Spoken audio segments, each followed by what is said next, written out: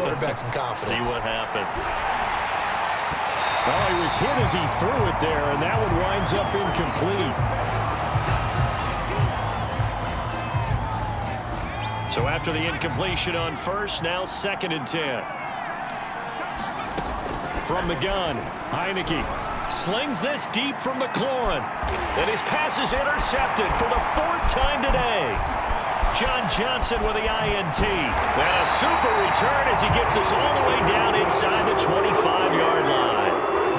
Yes, folks, that is his 3rd interception, and I'm going to use one of the most overused phrases in football. He's a ball-hawking safety. I love the way that you called for the shot there. That's perfect, though, because there is something to that. Being a safety often allows you freedom to roam around a defense, maybe not a specific assignment.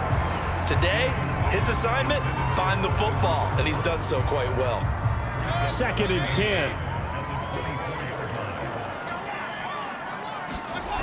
Here's Mayfield being chased out left. And brought down, but not before they get it inside the 10 to the 7. Well, to me, this leads to the question, do you admire the way he puts his body out there all the time, or do you think he should protect himself a little bit more? Well, he's been on the ground several times with all those sacks that he's taken. So, I don't know, I kind of admire him not sliding down there, don't you? I'm with you on that one. The meter definitely leans towards admiration. It's a loss of 2 there, bringing up 2nd down. In most goal line situations, defensive tackles are just trying to hold the line, hold their ground, and let the other guys roam and make the play. But in this situation, he's able to push his way into the backfield and disrupt that play for a loss. Now from the 9, here's 2nd and goal. Mayfield down. He'll buy some time, and he can't find a receiver, and he's brought down. It's a big loss of 5 there on 2nd down to bring up 3rd and goal. Well, Charles, this has been something to watch so far. This is where you really feel for a quarterback. He's been running for his life in this first half. Brandon, that's 5 sacks already, so you know he's got to be saying, can we get some more guys in here to block, please? Because if we don't, we're going to need another quarterback. Now Mayfield on 3rd and goal. Flush to his right. Well, the pressure too great, and he goes down once more.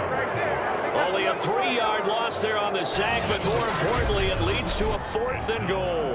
And it appears to me that someone's defensive coordinator is jockeying for a raise. A sack on 2nd and goal, a sack on 3rd and goal, now brings up a decision on 4th down.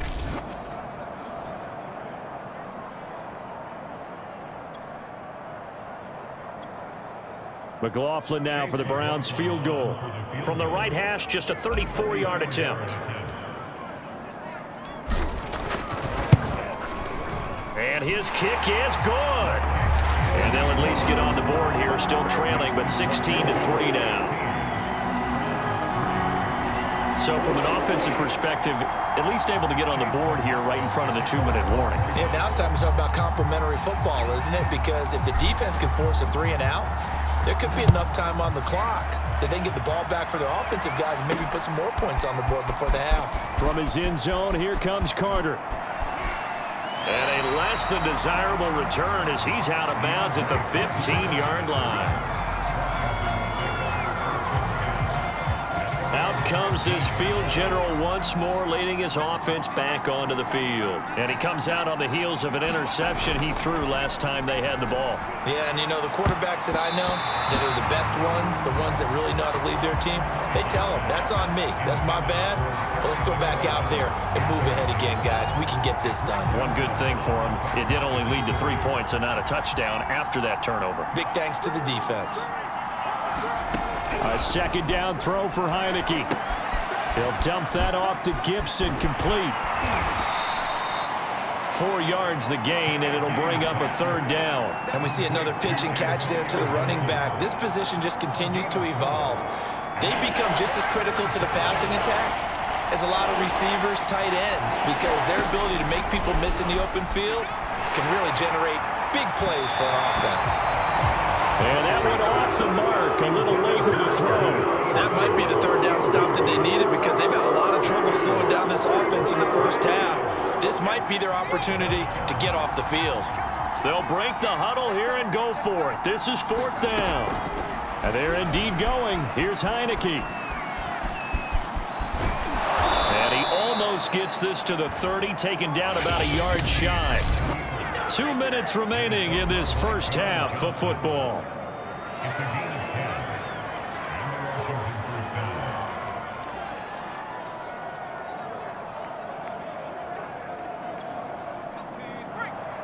A reminder, coming up at halftime, while the two of us head for warmer areas of the press box, we'll be sending you to Orlando, where Jonathan Coachman will have highlights and analysis of this first half. And out across midfield, down to the 45.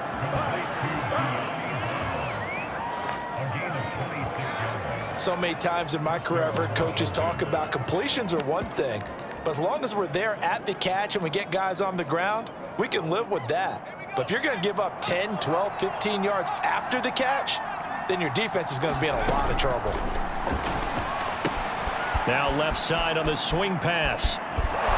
And he is out of bounds inside the 35.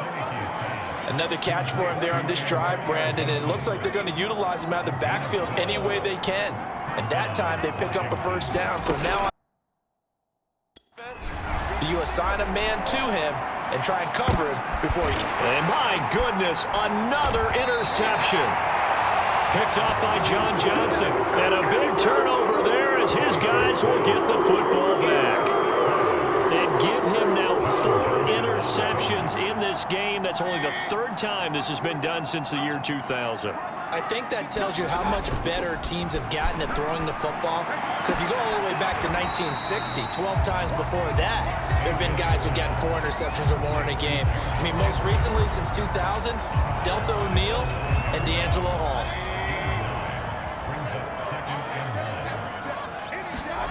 Looking to throw again on 2nd down. Mayfield. And his throw here's incomplete. This defense has been very disruptive early on as they force another one to go awry. Seems to be the front and the back end. Pass rush, they've been able to get home, and they're taking the ball away in coverage as well. I love how you put it together. The front and back working in sync, only way to play good defense.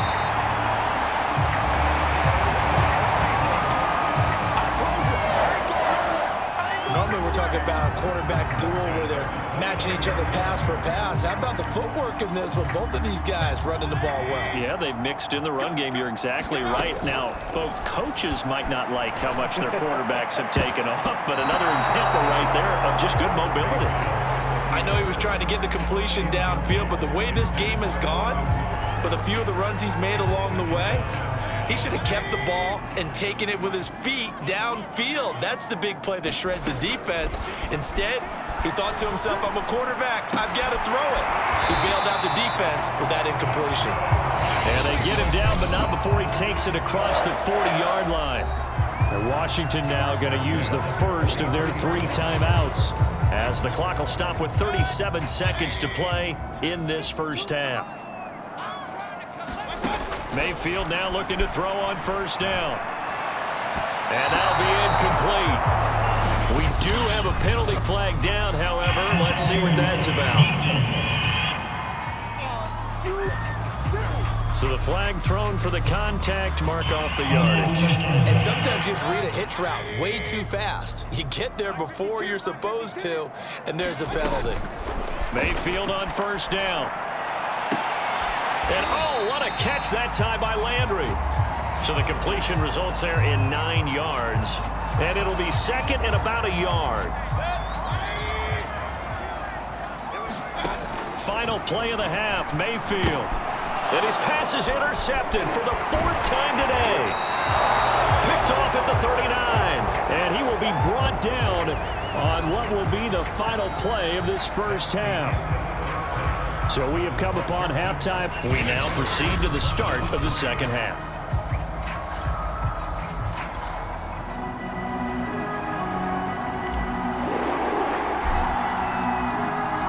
The lake effect snow set to continue for the second half of action as we are back underway. Here comes Felton to bring it out of the end zone. And he'll be brought down right on the chalk of the 20.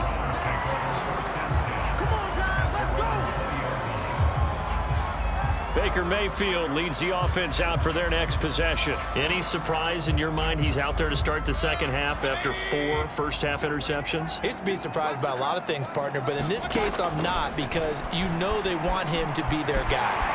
And the only way to truly establish that is to give him a chance to work through some of the issues he had in the first half. Nice work to get 7 out of that, and it's second down. Well, he's proven real effective running the football. No one open, don't force it. Just get what you can, and that's what he's done very well in this game. Throwing again on second down. Mayfield over the middle and into the hands of his receiver Landry. And he fumbled it. It's on the ground. And it's Washington that scoops it up. And they'll set up shop in enemy territory at the 45-yard line. Playing in snow brings so many other factors into the game. It's not just trying to take care of the ball, and we just saw there that that's difficult to do, but just trying to keep your feet and carry out your assignments and make sure you're comfortable while you're out there playing. Are you warm enough in your clothing? And now before the ball changes hands, they're going to take a look at this just to make sure. After review the play, the run on the field is reversed. So that one overturned. They say the knee was down, and that will not be ruled a fumble. And this throw a bit late as he couldn't reach back for it. Well, defensively, they haven't let him just sit in the pocket and get comfortable, and that's opposite a lot of game plans in today's NFL. Ordinarily, you're trying to keep the quarterback hemmed in. In this case, they brought the heat, and if he flushes out, they're fine with that, and they force another incompletion. And he'll be taken down at the 44-yard line. And give him 10 that time as he was able to get away from the pressure and get a nice gain. This offense in desperate need of a conversion as they come up on third down. Mayfield. They'll roll him out right. And he's got this down to the 35. It's another 10 yards on that one and another first down. Sometimes guys get locked into such a groove. What do we call it? The game's slowing down. They see everything happening almost in slow motion. They see the lanes develop. I feel like he's right there. Well, and you want this from your leader, right? With this deficit, this stage of the game, second half, no quit in him. 0. Mayfield's throw into the hands of Hooper. And he's got this down almost to the 20 before he's dropped. Good job there of getting his tight end involved because he lines up on the right side of the formation, just works his way across the field. I really like how they were in sync on that one. He spotted the open gap in the zone, and his quarterback found him, and they get a first down. First down, Mayfield.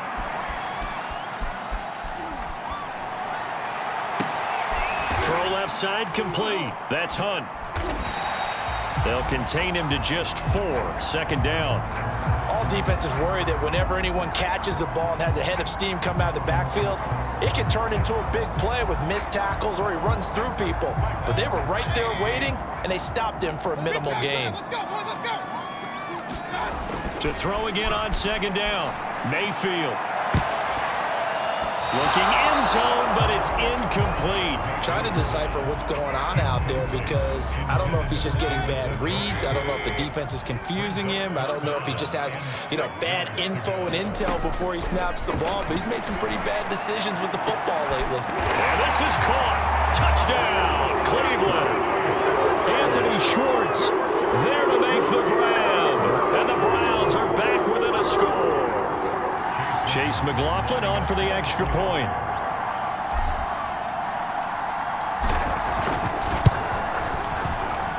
And it's up. This is good, and it makes it a 16-10 game now. So this drive spans 7 plays, and it's capped off by the Browns' touchdown.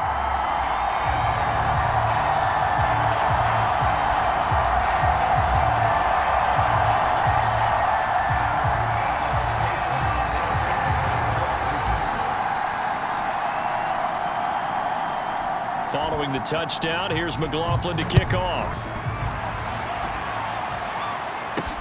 DeAndre Carter returning it. Now a hit and a loose football. And I think the Browns got it. They did.